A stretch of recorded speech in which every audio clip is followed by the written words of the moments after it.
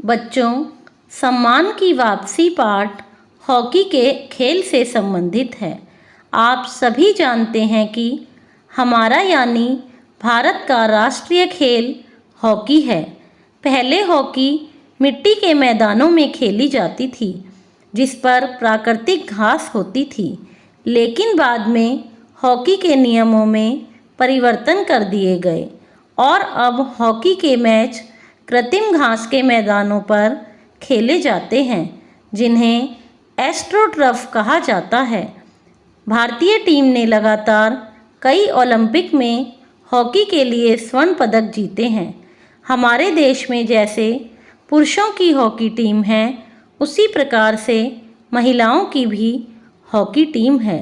कुछ साल पहले चक दे इंडिया नाम से एक हिंदी फिल्म का निर्माण हुआ था। इस फिल्म में भारतीय महिला हॉकी की दुर्दशा का चित्रण था। सबकी उपेक्षा की शिकार हो रही टीम को दर्शकों ने विश्व विजयी बनते हुए देखा था। फिल्म में यह संदेश निहित था कि जीत का मूल मंत्र है निष्पक्ष चयन, निरंतर अभ्यास, सकारात्मक सोच, आत्मविश्वास और देश की प्रतिष्ठा का संकल्प। यह पाठ उसी फिल्म की पटकथा का कथा रूप है। इस पाठ के नायक कबीर खान हैं। उन पर झूठी बदनामी का दाग लगा था। उनकी ईमानदारी और देश की निष्ठा को शक की निगाहों से देखा जाता था, जो उनके लिए बहुत दुखदाई था। उन्हें संयोग से एक मौका मिला खुद को बेदाग साबित करने का। उन्हें प्रशिक्षक के रूप में भारतीय महिला हॉकी टीम को विश्व विजेता बनाना था और कबीर खान ने इस चुनौती को स्वीकार कर लिया। कबीर खान यह जानते थे कि असफल होने पर फिर से अपमान सहना पड़ेगा। वह यह भी जानते थे कि उन्हें एक ऐसी टीम मिली है जो अंतर्राष्ट्रीय स्तर पर छोटी मोटी टीमों से भी हार जाती थी, लेकिन वह यह भी जानते थे कि चुनौती जितनी बड़ी होगी, वह अपने आप को उतना ही साबित कर पाएंगे। जैसा कि हम जानते हैं कि भारत में बहुत से राज्य हैं, जैसे हरियाणा, राजस्थान, पंजाब, झारखंड, महाराष्ट्र, उत्तर प्रदेश आदि। भारतीय टीम में खेलने वाली महिला खिलाड़ी भारत के कई राज्यों से आई थी और वह अपने आप को अपने राज्य का खिलाड़ी समझती थीं। उनके मन में अपने प्रशिक्षक के लिए कोई लिहाज नहीं था। कबीर खान ने उन्हें यह एहसास दिलाया कि तुम अपने राज्य की खिलाड़ी नहीं हो, बल्कि तुम भारत की खिलाड़ी हो। खान टीम की सभी खिलाड़ियों को एकजुट करना चाहते थे। उनका पहला सबक खिलाड़ियों के लिए अनुशासन था। जो भी खिलाड़ी अनुशासन को तोड़ती, उसे मैदान से बाहर कर दिया जाता था। इस व्यवस्था के खिलाफ पहला विद्रोह बिंदिया नाइक ने किया, जो अग्रिम पंक्ति में खेलना चाहती थी, लेकिन कबीर के अनुसार वरिष्ठ खिलाड़ी होने के नाते वह हाफ लाइन में ज़्यादा योगदान दे सकती थी, विपक्षी टीम पर हमलों की योजना बना सकती थी। कबीर खान को उन महिला खिलाड़ियों की एकता का सबूत उस दिन मिला जब एक रेस्टोरेंट में खाना खाने के दौरान कुछ लड़कों ने लड़कियों से बदतमीजी करने की कोशिश की। उस समय उन सब लड़कियों ने मिलकर लड़कों की पिटाई कर दी। विश्व कप में जाने से पहले हॉकी संघ का फरमान आया कि महिला हॉकी टीम विश्व कप खेलने के लिए ऑस्ट्रेलिया जाने लायक नहीं है। कबीर खान की बात को कोई नहीं सुन रहा था। तब कबीर खान ने हॉकी संघ के सामने एक प्रस्ताव रखा कि महिला हॉकी टीम का मुकाबला पुरुष हॉकी टीम से करवाया जाए। अगर वह इस मुकाबले में जीत जाती हैं तो उन्हें विश्व कप खेलने के लिए ऑस्ट्रेलिया भेजा जाए, अन्यथा नहीं।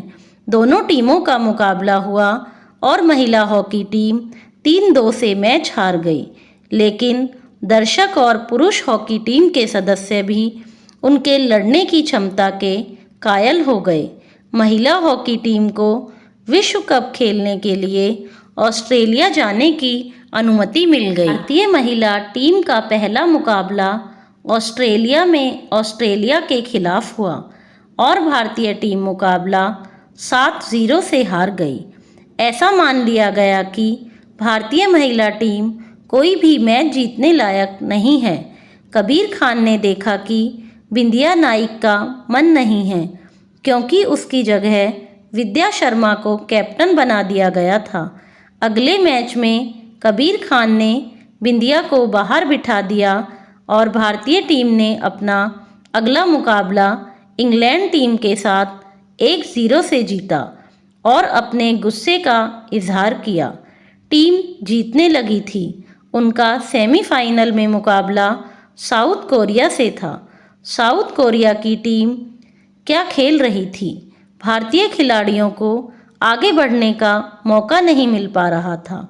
ऐसे में कबीर खान बिंदिया के पास गए, जिन्हें बाहर बिठा दिया गया था। उससे कहा कि आज टीम को तुम्हारी ज़रूरत है। कोरिया की इस रणनीति को तुम ही तोड़ सकती हो। बिंदिया मैदान में खेलने के लिए गई और उसने कोरिया की रणनीति को बिखेर दिया। भारत की टीम फाइनल में पहुंच गई थी। अब उनका मुकाबला ऑस्ट्रेलिया की टीम के साथ था, जिससे भारतीय टीम पहले मैच में 7-0 से हार गई थी। भारत और ऑस्ट्रेलिया के फाइनल मैच के आखिरी क्षण चल रहे होते हैं। भारत की टीम 2-1 से पिछड़ रही थी। कोमल गेंद को लेकर आगे बढ़ी। उसने प्रीति को जोर की आवाज़ लगाई और गेंद उसकी तरफ बढ़ा दी।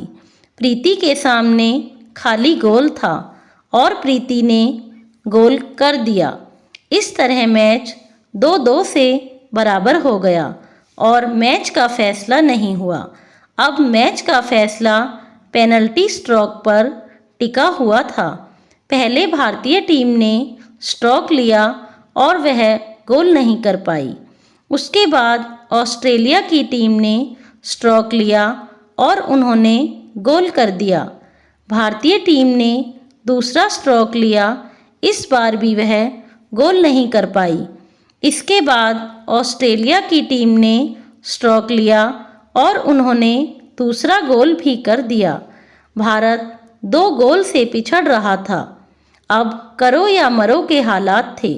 तीसरा स्ट्रोक भारतीय टीम की खिलाड़ी बिंदिया ने लिया और उसे गोल में तब्दील कर दिया।